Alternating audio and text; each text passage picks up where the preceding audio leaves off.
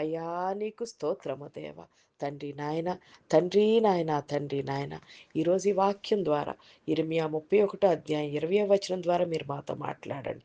ఇఫ్రాయిము నా ఇష్టమైన కుమారుడా, నాకు ముద్దు బిడ్డ అని అంటున్నావు. అయ్యా తండ్రి నాయన తండ్రి, మీరు తండ్రి ఈ వాక్యాన్ని నేను మీ దాసురాన్ని, మీరు తండ్రి నాయన మీరే మాట్లాడి ఈ వాక్యాన్ని స్పష్టంగా మాకు అర్థమయ్యేలాగా నాయనా తండ్రి, నాయనా తండ్రి నన్ను మరుగుపరిచి మాట్లాడమని యేసుక్రీస్తు నామంలో గోజాడి వేడుకుంటున్నాము తండ్రి.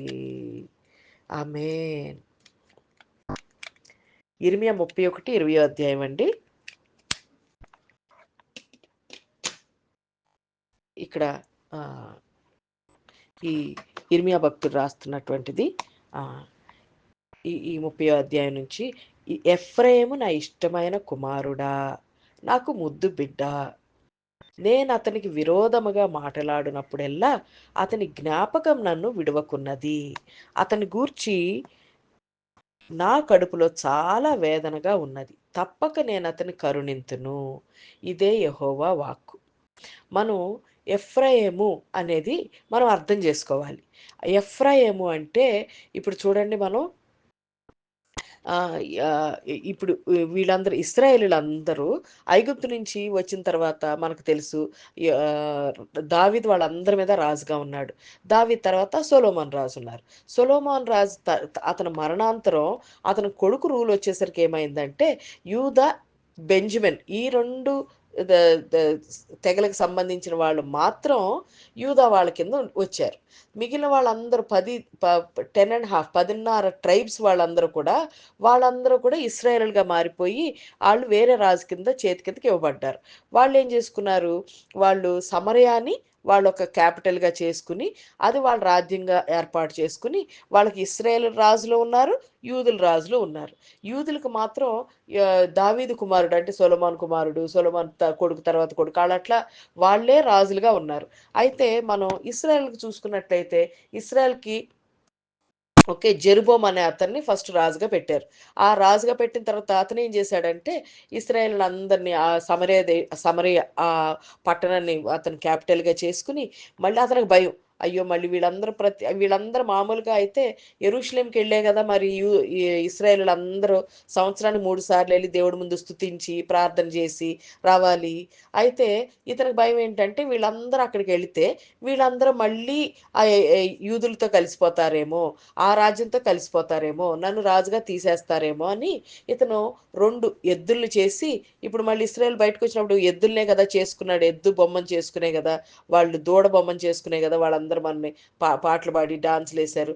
మోషే గారు కొండ మీదకి వెళ్ళినప్పుడు, సియోన్ పర్వతం మీదకి వెళ్ళినప్పుడు వీళ్ళు ఏం చేశారంటే, ఈయన 2 ఎద్దులు చేసి ఈ సమరయలోను బేతేలుని పెట్టాడనమాట. పెట్టి దానికి కొందరు ప్రవక్తల్ని వాళ్ళందరిని పెట్టి ఇదేమి దేవుడు అన్నాడు. అందుకని ఇశ్రాయేలీయులందరూ కూడా విగ్రహారాధన మొదలుపెట్టారు.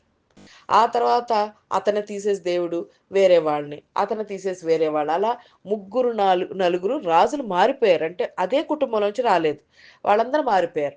అయితే ఇట్లా ఇఫ్రాయిము అనేది ఈ ఇశ్రాయేలీల్లో బాగా బలమైన తెగ జనం అనమాట. బలమైన వాళ్ళు ఇశ్రాయేల్లో మెయిన్. ఇప్పుడు యూదాలో ఎలాగైతే యూదా పిల్లల వల్ల యూదా జనంగా అయిందో, బెంజమిన్ గురించి మనం ఎక్కువ మాట్లాడం. ఇశ్రాయేల్ గురించి మాట్లాడినప్పుడు ఇఫ్రేమ్ అంటారనమాట. ఎందుకంటే వాళ్ళు బలమైన వాళ్ళు. అయితే ఈరోజు దేవుడు మనతోటి ఇఫ్రాయిము నా ఇష్టమైన కుమారుడా, నాకు ముద్దు బిడ్డ అంటున్నాడు. అంటే ఇశ్రాయేలీలో ఇఫ్రాయిం అనమాట. ఇఫ్రాయిము ఇఫ్రాయిం వాళ్ళు యాక్చువల్లీ బాగా తలబిరుసు గలవాళ్ళు. ప్రతి దానికి పోట్లాటకు వచ్చేస్తారనమాట వాళ్ళు. ఇప్పుడు చూడండి, ఆ రోజుల్లో మనం గిబియోన్ చూసుకున్నట్లయితే అతను ఏం చేశాడు, యుద్ధానికి వెళ్ళి మిద్యనీయుల మీద అందరి మీద గిబియోను యుద్ధం చేసి వాళ్ళకి విడుదల తీసుకొచ్చాడు. అయితే అతను యుద్ధం అంతా చేసి కష్టపడి వాపసు వస్తుంటే ఈ ఇఫ్రాయిం వాళ్ళు అతనికి ఆపోజిట్గా ఫైట్ చేయడానికి వెళ్ళారన్నమాట. మమ్మల్ని నువ్వెందుకు పిలవలేదు యుద్ధానికి అని అతనితో పోట్లాడటానికి వెళ్ళారు. అయ్యో ఎంత గొప్ప పని చేశాడే అని అతని కృతజ్ఞత లేదు అతనితో పోట్లాడటానికి. అలా ప్రతి విషయంలోనూ ఇఫ్రాయిం వాళ్ళు హాట్ హెడెడ్గా ఉంటారు. ఊరికి కోపం వచ్చేస్తుంది వాళ్ళకి. ప్రతిదానికి పోట్లాటకు వస్తారనమాట. సో ఇలా ఉంటూ ఇంకా ఏం చేస్తున్నారు వాళ్ళు, వాళ్ళు విగ్రహారాధన చేస్తూ దేవుడికి కంప్లీట్గా వాళ్ళ మనసు దేవుడి మీద లేదు.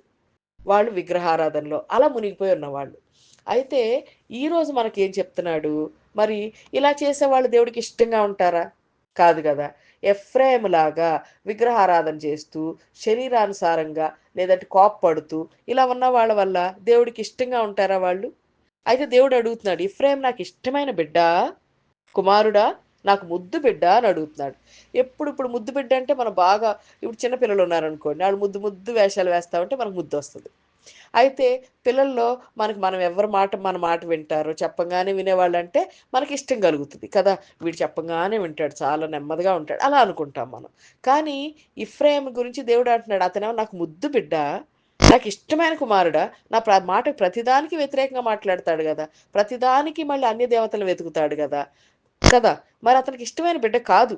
అయినా సరే దేవుడు అతని గురించి విరోధంగా మాట్లాడుతున్నాడు. అంటే ఇశ్రాయేల్ గురించి ఎంత విరోధంగా మాట్లాడించాడు దేవుడు. ఈ యిర్మీయా ప్రవక్త గాని, యెషయా ప్రవక్త గాని ఇశ్రాయేల్ గురించి చాలా ప్రవచనాలు చెప్పారు వాళ్ళ గురించి. అయితే దేవుడు ఏమంటున్నాడంటే, నేనతనికి విరోధముగా మాటలాడినప్పుడెల్లా అతని జ్ఞాపకము నన్ను విడవకున్నది. దేవుడు అంటున్నాడు, అతని గురించి నేను ఎంత వ్యతిరేకంగా మాట్లాడినా సరే, నేను అతన్ని గుర్తు చేసుకుంటానే ఉన్నాను. అతని గూర్చి నా కడుపులో చాలా వేదనగా ఉన్నది. తప్పక నేనతన్ని కరుణింతును. ఇదే యెహోవా వాక్కు. ఆయన ఏం చెప్తున్నాడంటే, ఈ అనుభవం నాకు బాగా జరిగిందండి ఈ మధ్య కాలంలో. దీన్ని దేవుడు ఏం చెప్తున్నాడో నేను ఎక్స్‌ప్లెయిన్ చేస్తాను. అయ్యగారు మా బెంగుళూరు డిసెంబర్ నెలలో వచ్చారనమాట. వస్తే మా బంధువుల అమ్మాయికి, బాగా దగ్గర బంధువు అనమాట అమ్మాయికి, నేను "వస్తావా అమ్మా నువ్వు, అయ్యగారు వస్తున్నారు" అంటే, "ఆ! వస్తాను ఆంటీ" అంది. వస్తానంది కదా అని చెప్పేసి వాక్యాలు తీసేసుకున్నాను. తీసుకుంటే అమ్మాయి ఆ రోజు ఆ అమ్మాయి రాలేదు. రాకపోతే నేను వాక్యాలు తీసుకున్నాను. ఇప్పుడేం చేయాలి? అని చెప్పేసి అయ్యగారు వెళ్తా ఉంటే కారులో కూర్చొని, "అయ్యగారు మరి ఈ అమ్మాయి ఇట్లా అండి, వాక్యాలు చెప్పి తీసుకున్నాను. మరి వాక్యాలు ఏంటండి" అని ఎక్స్‌ప్లెయిన్ చేయించుకున్నాను. ఎక్స్‌ప్లెయిన్ చేయించుకొని ఇప్పుడు నేను ఆ అమ్మాయికి చెప్పాలనమాట. అయితే ఎప్పుడు చెప్పాలంటే దేవుడు వెయిట్ చేయమన్నారు. ఎప్పుడు చెప్పాలి దేవుడు అంటే, "ఈ వారం ప్రార్థన చేసి వెయిట్ చెయి" అన్నారు. అయితే ఆ వారంలోనే మా పెద్దమ్మాయితోటి ప్రార్థన చేస్తా ఉంటే మా పెద్దమ్మాయితో దేవుడు మాట్లాడి, "నువ్వు ఆ అమ్మాయితో మాట్లాడు." నేను వాక్యాలు తీసుకున్న అమ్మాయితోటి. "నువ్వు మాట్లాడి, ఆ అమ్మాయికి ఎప్పటినుంచో దేవుడు చెప్తున్నాడు, నువ్వు చాలా కోపం పెట్టుకునున్నావు. నువ్వు తిరస్కారం పెట్టుకున్నావు. అది మార్చుకో" అని చెప్తున్నారనమాట. ఇప్పుడు 2, 3 ఇయర్స్ నుంచి చాలా సార్లు వాక్యాలు ఇలాగే వస్తున్నాయి. నువ్వు నువ్వు అంటే ఎక్కడ అధికారులకు లోబడట్లేదు. అంటే ఇంట్లో తల్లిదండ్రులకు లోబడట్లేదు. అలా అని చెప్పేసి చెప్తున్నారు. అయితే ఆ అమ్మాయి పరిస్థితి బట్టి అమ్మాయి వ్యతిరేకంగా ఉంది. అయితే ఈసారయితే దేవుడు ఏం చెప్పాలో కూడా డిక్టేట్ చేశారు మా అమ్మాయికి. ఇలా చెప్పు, ఇలా చెప్పు అంటే తన మొబైల్ అంతా రాసుకుందనమాట. ప్రార్థనలో దేవుడు తనకిస్తున్న ప్రేరేపణ అంతా కూడా. అదెట్లా అంటే, దేవుడు నీ మీద చాలా కోపంగా ఉన్నాడు. నీ మీదకి శిక్ష రాబోతుంది. నువ్వు గనక దేవుడి వైపు తిరిగి, నువ్వు గనక అది మార్చుకున్నట్లయితే, నువ్వు నువ్వు అంటే దేవుడి కృపలోకొస్తావు. లేదంటే చాలా నష్టపోతావు. దేవుడు నీ మీద చాలా కోపంగా ఉన్నాడు అని చెప్పమన్నాడు దేవుడు. ఎప్పుడు ఇట్లాగా కోపంగా అడే వాక్యాలు మేమెప్పుడు చెప్పలా. అయితే మా అమ్మాయి అమ్మో! ఇట్లా మాట్లాడుతున్నాను తినతోటి మా ఫ్యామిలీలో ఏమనుకుంటదో? ఎట్లా మాట్లాడాలి? అంటే దేవుడు ఏ టైంలో మాట్లాడాలో కూడా చెప్పాడనమాట. ఆ టైంలో ఆ అమ్మాయికి ఫోను చేసి, "అక్క, నీ మీద దేవుడు చాలా కోపంగా ఉన్నాడంట." అయ్యని చెప్పేసి ఇట్లా దేవుడు నీ మీద చాలా కోపంగా ఉన్నాడు. దేవుడు ఉగ్రత నీ మీద రాబోతుంది. నీ ప్రవర్తన నువ్వు సరి చేసుకోపోతే నువ్వు దేవుడు ఉగ్రతను అనుభవిస్తావు. చాలా కష్టాల పాలవుతావు. దేవుడు నీకు వార్న్ చేస్తున్నాడు. నీకు 2, 3 ఇయర్స్‌గా చెప్తున్నాడు. నువ్వు వినట్లేదు. నీకు వార్న్ చేస్తున్నాడు అని చెప్పేసి ఈ మాటలన్నీ చెప్పిందనమాట. చెప్తే దేవుడు మా పాపకి చెప్పాడు, "నువ్వు ఫ్రైడే చెప్పు" అన్నాడు మా అమ్మాయికి. ఫ్రైడే చెప్పింది. నాకు చెప్పాడు, "అయ్యగారు చెప్పిన వాక్యాలు నువ్వు మండే చెప్పు" అన్నాడనమాట. అంటే ఈ ఫ్రైడే అయిపోయిన తర్వాత మండే. నాకిచ్చిన వాక్యాలేమో ఆదరణకరమైన వాక్యాలు. "నువ్విలా చెయ్యి. నువ్వు నువ్వు గనక ఈ విషయాల్లో నువ్వు లోబడితే దేవుడు నిన్ను కరుణిస్తాడని" ఆదరణకరమైన వాక్యాలు. మా అమ్మాయితో ముందు చెప్పించిందేమో హెచ్చరిక వాక్యాలనమాట. నాకెంత ఆశ్చర్యం వేసిందంటే దేవుడి గురించి. ముందు హెచ్చరించాడు. కానీ ముందే నాకు చెప్పేసాడు, "ఈరోజు అమ్మాయిని హెచ్చరిస్తున్నాను. 2 రోజుల తర్వాత నువ్వెళ్లి ఆదరించు" అని. ఎంత గొప్ప దేవుడివయ్యా! తర్వాత 2 రోజుల తర్వాత అమ్మాయికి నేను ఫోను చేశాను. "ఎలా ఉన్నావు అమ్మా" అంటే మా అమ్మాయి చెప్తున్నప్పుడు ఆ అమ్మాయి అంది, "నాకింకేం చెప్పకు. నాకు చాలా భయమేస్తుంది. నువ్వు చెప్పిన ప్రతిసారి నాకు భయమేస్తది. నాకు చెప్పకు. ఇంకిలాంటి మాటలు నాకు చెప్పకు" అని చెప్పేసి ఫోను పెట్టేసింది. పెట్టేసిన తర్వాత నేను 2 డేస్ తర్వాత నేను ఫోన్ చేశాను. "ఎలా ఉన్నావమ్మా?" నాకిదేమీ తెలియనట్టుగా. "ఎలా ఉన్నావు? ఆ రోజు నీకు వాక్యాలు తీసుకున్నాను కదా! నీకే చెప్పడానికి కుదరలేదు. దేవుడు నిన్నిట్లా అంటున్నాడు. నిన్నిట్లా ఆశీర్వదిస్తాడంట. నిన్నిట్లా చేస్తాడంట" అని అమ్మాయికిచ్చిన వాక్యాలు నేను చాలా దేవుడు చెప్పాడు నాకు. చాలా బుజ్జగిస్తూ, చాలా ఆహ్, అంటే తనని ఆదరిస్తూ మాట్లాడు అని చెప్పాడు. నేననుకున్నాను, హెచ్చరించటానికి ముందే దేవుడు బుజ్జగించే మాటలిచ్చేశాడు. ఆదరించే మాటలిచ్చాడు.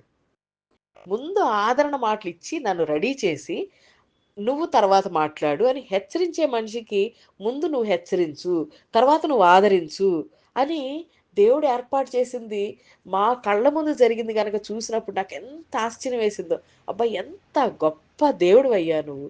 నిజంగా ఎంత గొప్ప దేవుడివి. ఈ అమ్మాయిని ఇట్లా హెచ్చరించావు.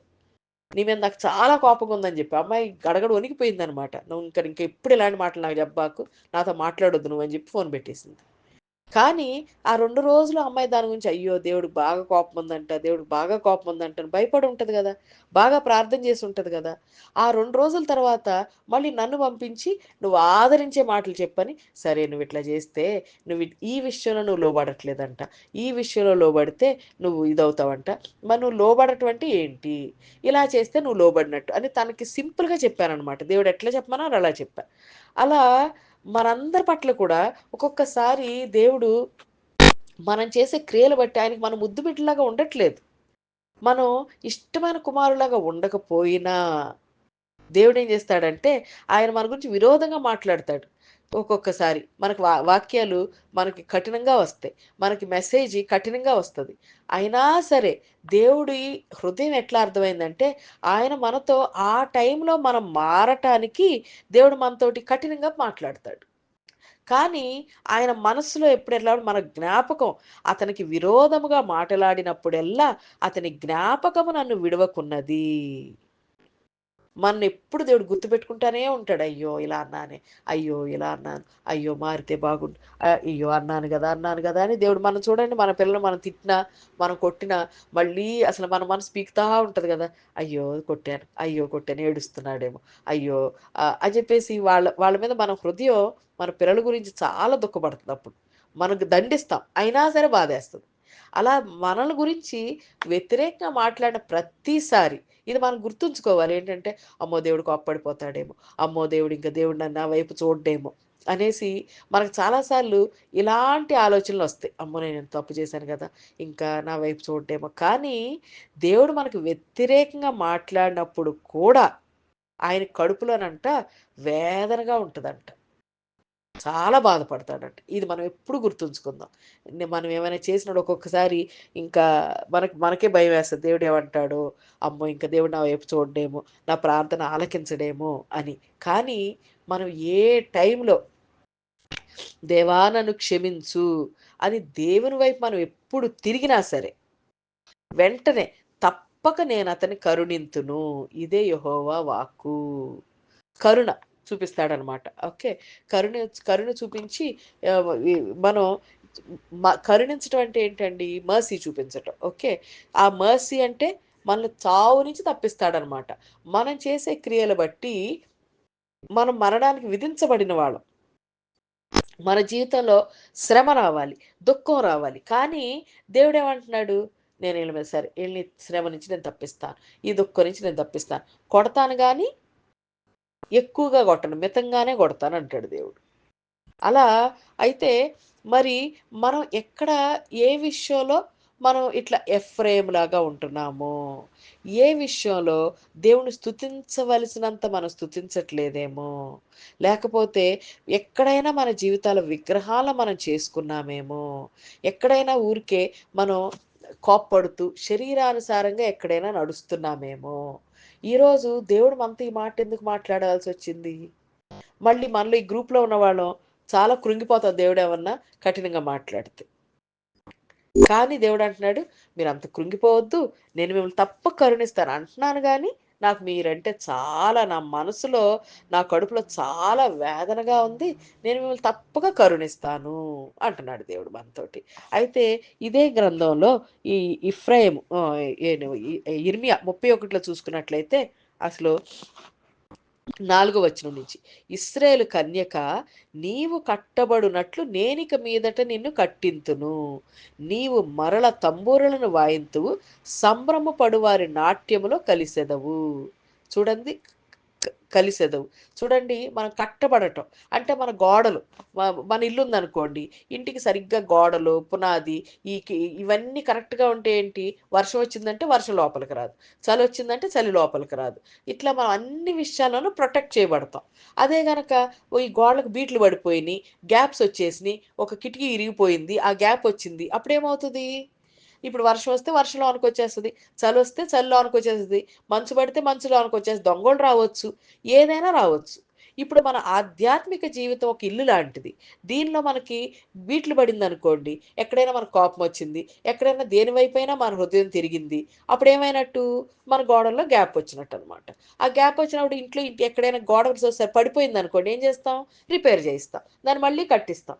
అలా ఎక్కడైతే మనం బలహీన పడిపోయామో దేవుడు మళ్ళీ కడతాడంట దాన్ని. ఇది కాదు, ఇలా కాదు, నువ్వు ఇట్లా దీని మీద మనసు పెట్టుకోకు, ఇలా ఆలోచించు, ఇలా కోప్పడకు, ఇలా వాళ్ళ మీద ప్రేమ కలిగి ఉండు అని దేవుడు మళ్ళీ మనల్ని కడతాడంట. కట్టబట్టి మనం ఏమవుతాం, మళ్ళీ తంబూరను, మళ్ళీ ప్రార్థనలు చేయటం, మళ్ళీ దేవుని స్తుతించటం, తర్వాత సంబరం పడు వారి నాట్యములో కలిసేదము, దేవుని స్తుతించే వాళ్ళలాగా ఉంటాం. నీవు షమ్రోను కొండల మీద ద్రాక్ష వలను మరలా నాటెదవు, వారు నాటువారు దాని ఫలమును అనుభవించెదరు. ఎఫ్రాయిము పర్వతముల మీద కావలి వారు కేక వేసి, సియోనుకి మన దేవుడైన యెహోవా యొద్దకు పోదుము రండి అని చెప్పు దినము నిర్ణయమాయను. ఇక్కడ ఎఫ్రాయిం పర్వతాల మీద అంటే ఒక్కొక్కసారి మనమే ఏంటంటే ఇట్లా మన వల్లే కొంచెం దేవుడు దూరం అయిపోయిన వాళ్ళందరికీ కూడా మనం పర్వతంలాగా ఉన్నవాళ్ళు ఏం చేయాలి, రండి రండి, మనం తప్పిపోయినా సరే పర్వాలేదు, మన దేవుడు కట్టిస్తాడు, ఇప్పుడు మళ్ళీ దేవుడు అంటే దేవుడి దగ్గరికి వెళ్దాం, సియోను దేవుని యొద్దకు పోదుము రండి అని చెప్పే దినం నిర్ణయించబడిందంట.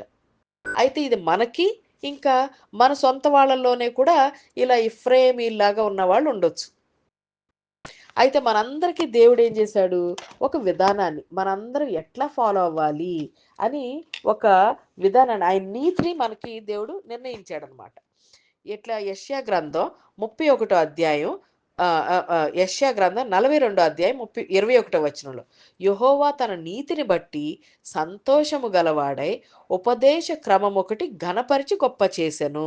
మనందరికీ ఉపదేశ క్రమం. ఈ ఉపదేశ క్రమం ఏంటండి, మామూలుగా మనం నేర్చుకున్నది ఏంటి, మనందరం పాపులు. యేసుక్రీస్తు వారు వచ్చినప్పుడు ఏమన్నారు, ఓకే, మీరు మారు మనసు పొందుడి అన్నాడు కదా, repent for the Kingdom of heaven is near.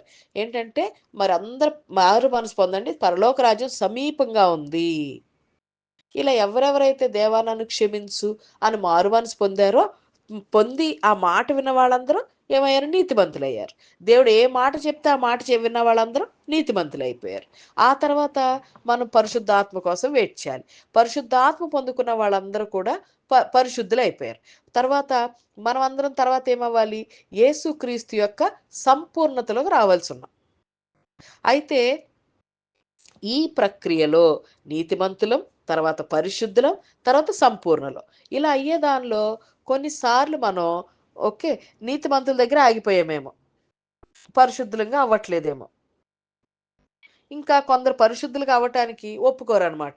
ఈ పరిశుద్ధాత్మ ఏంటి, అభిషేకం ఏంటి, ఈ భాషలేంటి అనే డౌట్ మనలోనూ ఉండొచ్చు. లేకపోతే మనం ఇట్లా భాషలు మాట్లాడుతూ పరిశుద్ధాత్మతో ప్రార్థన చేస్తూ ఉండడం వల్ల మిగిలిన వాళ్ళు కూడా మన గురించి ఇట్లా, మన కుటుంబీకులు కూడా అనొచ్చు, ఏంటి భాషలేంటి, ఇదేంటి అని చెప్పేసి వాళ్ళు కూడా మన బట్టి అనొచ్చు. మరి వాళ్ళ సంగతి ఏంటి? లేకపోతే మనలోనే పరిశుద్ధాత్మని అంగీకరించిన వాళ్ళ సంగతి ఏంటి? మరి దేవుని యొక్క క్రమం అయితే గనక ఇది. ఆయన నీతిని బట్టి ఆయన సంతోషం గలవాడే ఏం చేశాడు, ఇట్లా ఒక క్రమం పెడదాం, వీళ్ళు ఫస్ట్ ఇది నీతిమంతులు అయిపోవాలి, ఒప్పుకోవాలి దేవుడి రాజ్యాన్ని, తర్వాత పరిశుద్ధులు అయిపోవాలి, తర్వాత సంపూర్ణులు అవ్వాలని. మరి అలా అవ్వని వాళ్ళ సంగతి ఏంటి, దాన్ని ఒప్పుకోని వాళ్ళ సంగతి ఏంటి, వాళ్ళ గురించి దేవుడు ఏం చెప్తున్నారంటే, హోషేయ గ్రంథం 6వ అధ్యాయంలో మాట్లాడుతున్నాడు దేవుడు. ఏమని, ఈ ఇఫ్రాయిమీలు ఎవరైతే ఇట్లా వినని వాళ్ళు ఏమయ్యారంట, వాళ్ళకి దెబ్బలు తగిలి వాళ్ళ జీవితంలో కష్టాలు అట్లా వచ్చినప్పుడు వాళ్ళు ఏమనుకుంటున్నారంట, 6వ అధ్యాయం 1 నుంచి చదువుతాం, మనము యెహోవా యొద్దకు మరులుదము రండి, ఆయన మనల్ని చీల్చి వేసెను, ఆయనే మనల్ని స్వస్థపరచును. ఆయన మనల్ని కొట్టెను, ఆయనే మనలను బాగు చెయ్యును. 2 దినములైన తరువాత ఆయన మనలను బ్రతికించును. మనము ఆయన సముఖమందు బ్రతుకునట్లు 3వ దినమున ఆయన మనలను స్థిరపరచును. యెహోవాను గూర్చిన జ్ఞానము సంపాదించుకొందుము రండి. యెహోవాను గూర్చిన జ్ఞానము సంపాదించుకొనుటకు ఆయనను అనుసరించుదము రండి. ఉదయము తప్పక వచ్చు రీతిని ఆయన ఉదయించును. వర్షము వలె ఆయన మన యొద్దకు వచ్చును. భూమిని తడుపునట్లు తొలకరి వర్షము, కడవరి వర్షము వలె ఆయన మన యొద్దకు వచ్చును. చూడండి, మనం గనక ఈరోజు ఎఫ్రాయిం లాగా ఎక్కడైనా దేవుడి వైపు నుంచి కొంచెం తిరిగిపోయి ఉన్నామేమో, ఎక్కడైనా శరీరానుసారంగా మనం ప్రవర్తించడం మూలాన మనకి ఏదైనా దెబ్బలు తగిలినాయి, మనం చీల్చబడ్డాం, మనకు జీవితంలో కష్టాలు వచ్చినాయి, ఇబ్బందులు ఎదురవుతాం. మనం ఏం చేయాలి ఇప్పుడు? అయ్యో, మనం యెహోవా యొద్దకు మళ్ళీ మరలుదాం, మన హృదయాలు తిప్పుకుందాం. దేవా నన్ను క్షమించు అని మనం దేవుడి వైపు తిరుగుదాం. అయితే ఆయన గురించిన జ్ఞానము సంపాదించుకుందాం. ఆయన గురించిన జ్ఞానం ఏంటండి? దేవుని గురించిన జ్ఞానం. అంటే భయభక్తులు కలిగి ఉండట దేవుని జ్ఞానానికి మూలం. మరి భయభక్తులు అంటే ఏంటి? భయభక్తులు కలిగి ఉండటం అంటే ఏంటి? దీన్ని మనం నేర్చుకోవాలి. మరి ఈ విషయంలో భయభక్తులేంటి? ఏది తప్పు? మనం ఎన్ని సంవత్సరాలు దేవుడిలో ఈ పరిచర్యలో ఉండి ఎంతో మనం నేర్చుకున్నాం. కానీ నేర్చుకున్నది పోయిన సంవత్సరం ఈ 2 వారాల ముందు దేవుడు చెప్పింది మళ్ళీ ఈరోజు మళ్ళీ ఏదో ఒకటి ఆపోజిట్‌గా చేస్తాం కదా! మనకు దేవుడు అంటాడు మామూలుగా ఏ విషయంలోనూ గర్వించొద్దు అంటాడు. కానీ మనకు తెలియకుండానే ఏదైనా మంచి జరిగినప్పుడు అబ్బా! భలే అనుకుంటాం. మనం ఏదైనా మంచిగా చేసినప్పుడు, బాగా చేసినప్పుడు. అబ్బా! భలే చేశాను కదా! అనుకుంటాం. గర్వం వచ్చేస్తది. ఇంకా ఇంకొక విషయంలో ఎవరితో గొడవ పడొద్దు, కోప్పడొద్దు అంటాడు దేవుడు. కోపం ఉంచుకోకూడదు. మనుషుల కోపం దేవుడి నీతిని నెరవేర్చదు అంటాడు. కానీ ఎవరైనా మనకు అన్యాయం చేసినప్పుడు మనకు తెలియకుండానే హృదయంలో కోపం వస్తది. ఆ టైంలో బాగా కోపం పెట్టుకుంటాం మనం. మరి ఇన్ని తెలిసినా మళ్ళీ పడిపోతా ఉంటాం. మళ్ళీ పడిపోతా ఉంటాం. అలా పడిపోయిన ప్రతిసారి దేవుడు మనకి ఆ టైంకి మళ్ళీ ఆ మాటలు చెప్పి, మనం ఎక్కడ విగ్రహాలకు తిరిగిపోయాం, మళ్ళీ ఎక్కడ మనం ఎఫ్రాయిములాగా ఉన్నాం, మళ్ళీ మనకు చెప్పి మళ్ళీ అది సరి చేసుకునేలాగా మనల్ని కడతన్నాడు. అయితే మరిప్పుడు మనం గనక ఆయన వైపు తిరిగితే కడతాడు. నాకైన అనుభవాల్లో ఫస్టు ఏదైనా తప్పు చేసినప్పుడు, దేవా నన్ను క్షమించు అనే వరకు దేవుడు అది కరుణగానే మాట్లాడతాడు. కానీ ఎప్పుడు నేను నిజంగా నా తప్పేంటో గ్రహించి, దేవా I'm sorry, please forgive me, నన్ను క్షమించు దేవా అని ఎప్పుడైతే దేవుడి వైపు తిరుగుతానో అప్పుడు శిక్ష మొదలవుతుంది. నాకు బాగా అనుభవం. అయితే ఇట్లా మరి ఈ శిక్ష వచ్చినప్పుడు మనం ఏం చేయాలి? దేవుడి గురించిన జ్ఞానాన్ని సంపాదించుకోవాలి. ఇదే పరిస్థితి, ఇలాంటి పరిస్థితి రేపొస్తే, ఎల్లుండొస్తే, ఇంకొక విధంగా వస్తే నేను ఎలా స్పందించాలి? నేను ఎలా రెస్పాండ్ అవ్వాలి? ఎలా నేను దానిలో జీవించాలి అనేది దేవుని గురించిన జ్ఞానం మనం నేర్చుకోవాలి. అయితే దేవుడు అంటున్నాడు, ఎఫ్రాయిము నిన్ను నేనేమి చేతును? యూదా నిన్ను నేనేమి చేతును? తెల్లవారగానే కనపడు మేఘము ఎగిరిపోవునట్లు, ప్రాతకాలం పడు మంచు ఎగిరిపోవునట్లు మీ భక్తి నిలవకపోవును. మన భక్తి అంట నిలవట్లేదంట. తెల్లారే పడే మంచు కొంచెంసేపట్లో ఎట్లాగైతే ఎండిపోద్దండి, అలా మన మన భక్తి కొంచెంసేపు భక్తిగా ఉంటున్నామంట, కొంచెంసేపు భక్తి వెళ్ళిపోతుందంట. కొంచెంసేపు భయభక్తులు కలిగి ఉంటున్నాం, కొంచెంసేపు గర్వం లేకుండా, కొంచెంసేపు కుటిలత లేకుండా, అహంకారం లేకుండా, గర్వం లేకుండా ఉంటున్నాం. కొంచెంసేపు వెంటనే అది వచ్చేస్తుంది. కొంచెం సేపే ఉంటుందంట మన దగ్గర. అందుకని కాబట్టి నేను చేసిన తీర్పులు వెలుగువలే ప్రకాశించునట్లు ప్రవక్తల చేత నేను వారిని కొట్టి బద్దలు చేసి ఉన్నాను. నా నోటి మాటల చేత వారిని వధించి ఉన్నాను. చాలాసార్లు మనకి వాక్యం చెప్పినప్పుడు మన హృదయం బాగా పగిలిపోయినట్టు, అవును ఈ తప్పు నాదే, నేనే ఇలా ఉంటున్నాను దేవుడితోటి, నేనే ఈ తప్పు చేశాను, నాదే ఈ తప్పని మన హృదయం ఎలా పగిలిపోద్దండి. పశ్చాత్తాపంతో ఏడుస్తాం కదా మనం. పశ్చాత్తాపంతో అట్లా కుండను బద్దలు కొట్టినట్టుగా దేవుడు మరి ఆయన ప్రవక్తల చేత పంపించి మనల్ని ఏం చేస్తున్నాడు? కొట్టి మన హృదయంలో మనకు అసలు మన కుండ పగిలినట్టుగా మన హృదయం పగిలిపోయి, అయ్యా దేవా నన్ను క్షమించు, నిజంగానే ఈ తప్పు నాలో ఉందయ్యా అని మనం బాగా కుండ బద్దలు కొట్టినట్టుగా దేవుడు మనల్ని ప్రవక్తలు వాడుకుని మనల్ని వధిస్తున్నాడు ఆయన. మనం పగలగొడుతున్నాడు మన హృదయాన్ని. ఎందుకంటే నేను బలిని కోరను గాని కనికరమునే కోరుచున్నాను. దహన బలుల కంటే దేవుని గూర్చిన జ్ఞానము నాకు ఇష్టము. ఈరోజు మనకిచ్చిన వాక్యం ఇది ఏంటంట, దేవుడు బలుల కంటే నేను బలిని కోరను గాని కనికరమనే కోరుచున్నాను. ఇప్పుడు చూడండి, మనం గనక బలి అంటే ఇప్పుడు దేవుడు చెప్పినట్టుగానే నడవటం. ఓకే. అది బలి అంటే ఇప్పుడు మనం రోమ 12 అధ్యాయం మనం చూసుకున్నట్లయితే రోమ 12 ఒకటో వచనంలోనే ఏమంటున్నాడంటే 12 కాబట్టి సహోదరులారా పరిశుద్ధా పరిశుద్ధం పరిశుద్ధమును దేవునికి అనుకూలమైన పరిశుద్ధమును దేవునికి అనుకూలమైన సజీవ యాగముగా మీ శరీరములను ఆయనకి సమర్పించుకొనుడి. అంటే సజీవ యాగం, ఒక బలిలాగా మన శరీరాన్ని మన దేవుడికి అర్పించుకోవాలంట. అంటే ఎప్పటికప్పుడు మనల్ని మనం మనం మనం మనం deny your self, take up your cross అంటాడు కదా దేవుడు. ఏమంటే మనల్ని మనం ప్రతి దానిలను నలగొట్టుకుని దేవుని అనుసరిస్తూ ఉండాలి. కానీ కొన్నిసార్లు మనం ఏం చేస్తాం, అలా చేయలేక మనం చెయ్యమేమో అలాగా. ఒక్కొక్కసారి మన ఇష్టాన్ని మనం నెరవేర్చుకుంటాం. మరి అలాంటప్పుడు ఎట్లా? మనం ఒక్కొక్కసారి విగ్రహాలను పెట్టుకుంటాం, వేరే దాన్ని ఎక్కువ ఇష్టపడతాం, ఒకసారి కోపపడతాం. మరి ఎట్లా? మరి చేశాం కదా, ఈ తప్పు చేసాం మన వల్ల, మరి ఎట్లా? మరి మనం బయలుని అర్పించట్లేదు, దేవుడికి ఇష్టంగా మనం ఉండట్లేదు, దేవుడికి ఇష్టమైన బిడ్డలం కాదు, మనం ముద్దు బిడ్డలం కాదు మనం. ఎలా? ఇప్పుడు మనం ఏం చేయాలంటే, దేవుడు ఏమంటున్నాడు, నేను బలిని కోరను గాని కనికరంనే కోరుచున్నాను. కనికరం అంటే మనం ఎవరైతే వాళ్ళ పాపాలు దేవుడికి చెప్పుకుని ఒప్పుకుంటారో వాళ్ళందరూ కనికరాన్ని పొందుకుంటారంట. ఇప్పుడు దేవుడు మన దగ్గర ఏమంటున్నాడు, మనల్ని ఇప్పుడు ఏమంటున్నాడు, నువ్వు నా దగ్గరికి వచ్చి క్షమాపణ అడుగు, మళ్ళీ మనము యెహోవా యొద్దకు మరులుదము రండి. ఆయన మనల్ని చీల్చి వేసినను ఆయనే మనల్ని స్వస్థపరచును, ఆయన మనల్ని కొట్టినను ఆయనే మనల్ని బాగు చేయును. ఈరోజు దేవుడి దగ్గర పశ్చాత్తాపం, దేవా నన్ను క్షమించు అని ఎవరైతే మన తప్పులన్నీ ఈరోజు దేవుడికి చెప్పుకుని, మన చర్య అంతా దేవుడికి చెప్పుకుని, అప్పుడు ఏం చేయాలంట, మనం క్షమించు దేవా అని ఎవరైతే అడుగుతారో వాళ్ళందరూ కూడా కనికరాన్ని పొందుకుంటాడు. ఇది దేవుడు కోరుకుంటున్నాడు మన దగ్గర నుంచి. ఇది ఈరోజు మనందరి దగ్గర నుంచి మీరు పశ్చాత్తాపడండి, మీ తప్పులు ఒప్పుకోండి. ఇది బలిని కోరను కానీ ఏం కోరుతున్నాడంట, కనికరాన్ని కోరుతున్నాడంట. దహన బలుల కంటే దేవుని గూర్చిన జ్ఞానము నాకు ఇష్టము. అంటే గంటలు ప్రార్థన చేయండి. ఓకే. ఇట్లా మనం ఇన్ని గంటలు ప్రార్థన చేయాలి. ఇదంతా కూడా మంచిది. ఆధ్యాత్మికంగా మనం ఎదగాలంటే అది మనకు మంచిది. ఎందుకంటే అలా మనం ఒక 2 అవర్స్ ప్రేయర్ చేసినా, 2 గంటలు ప్రార్థన చేసామనుకోండి, దేవుళ్ళు బాగా బలవంతులు అవుతాం. రోజు భాషలో గంట సేపు మాట్లాడినా, 2 గంటల్లో భాషలు మాట్లాడినా మనం చాలా బలవంతులు అవుతాం అనమాట. అయితే ఆ రోజు మన వల్ల ఎన్నో మహిమ కార్యాలు దేవుడు జరిగిస్తాడు, మనం అలా మాట్లాడిన రోజు, అలా దేవుడి చిత్తానుసారంగా నడిచిన రోజు. కానీ మరి పడిపోయే రోజులు కూడా ఉన్నాయి. మన ప్రేమ ఎలా ఉందంట, ఓకే, తెల్లవారుజామున కనబడే మేఘము ఎగిరిపోనట్లుగా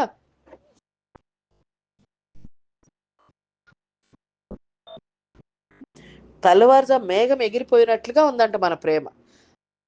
తెల్లవారునే కనబడి మేఘం ఎగిరిపోవునట్లుగా, పాతకాలం మంచు ఆరిపోవునట్లుగా మీ భక్తి నిలవకపోవును. మన భక్తి నిలవట్లేదంట. మరి నిలవనప్పుడు ఏం చేయాలి? ఇంక మనం పడిపోవటమేనా? ఇంక మనం దేవుడి దగ్గరికి వెళ్ళొద్దా?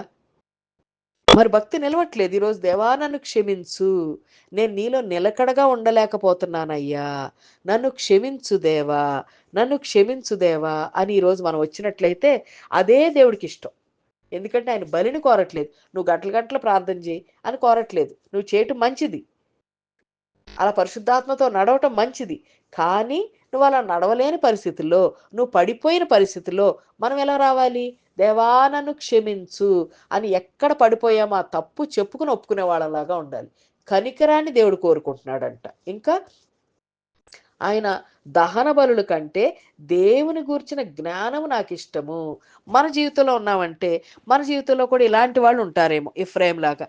అంటే దేవుని వాక్యాన్ని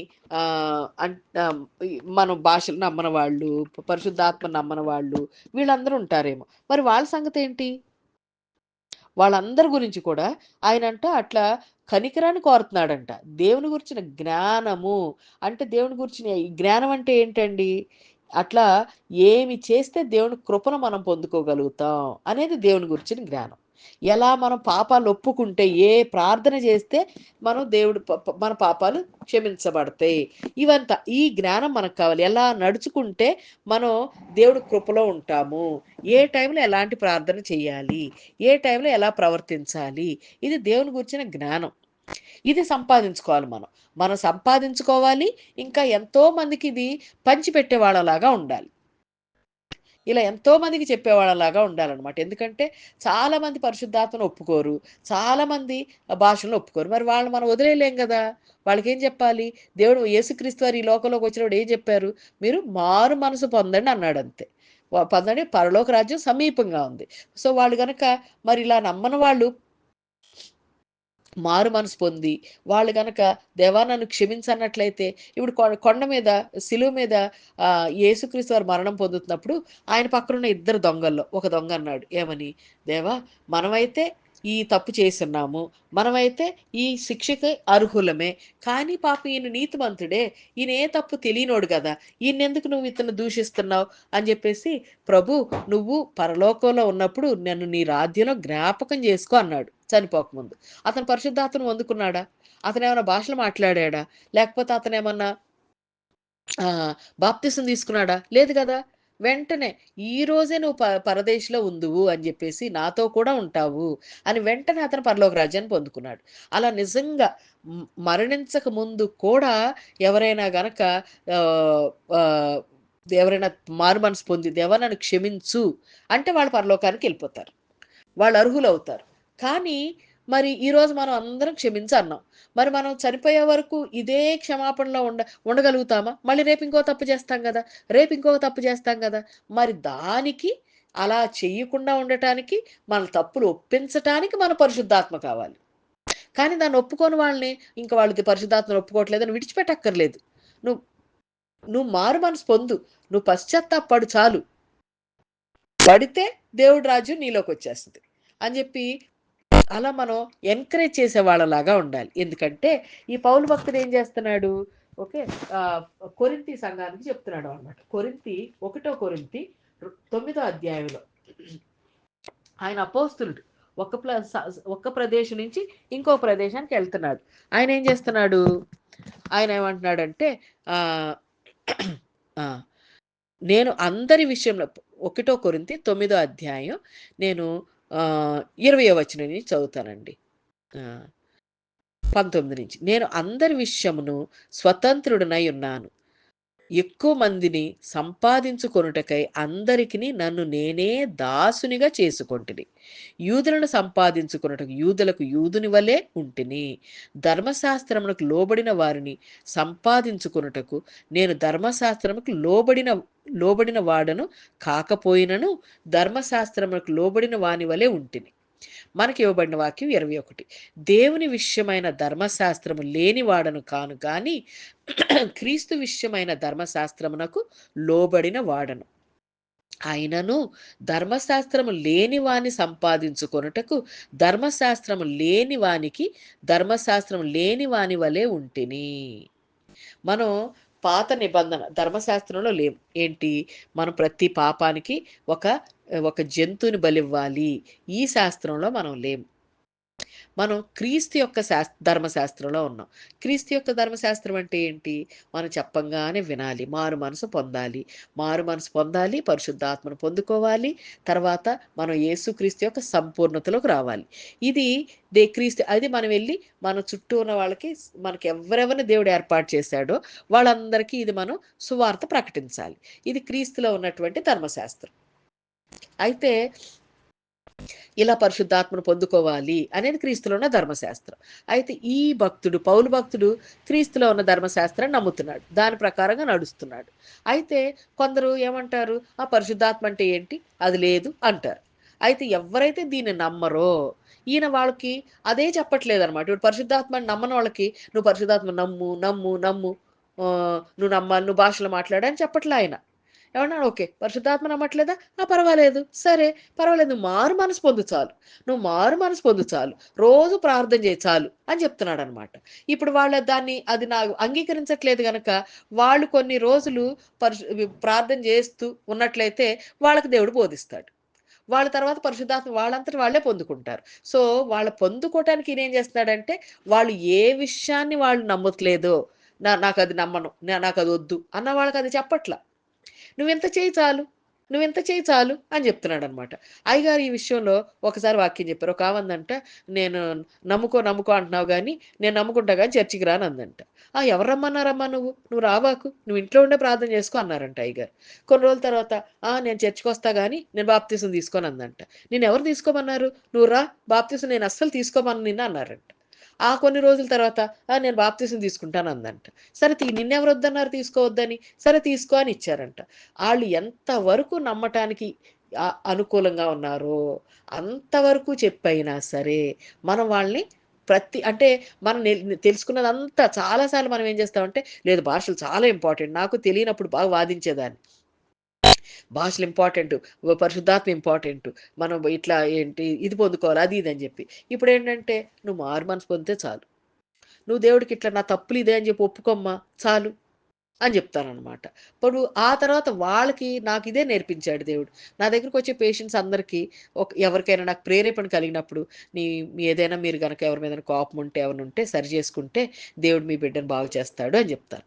అప్పుడు సరే ఫస్ట్ టైమ్ వచ్చినప్పుడు యేసుక్రీస్తు వారని చెప్పాలా దేవా అంటే, అదేం చెప్పొద్దు. ఇంత చెప్పు చాలన్నారు దేవుడు.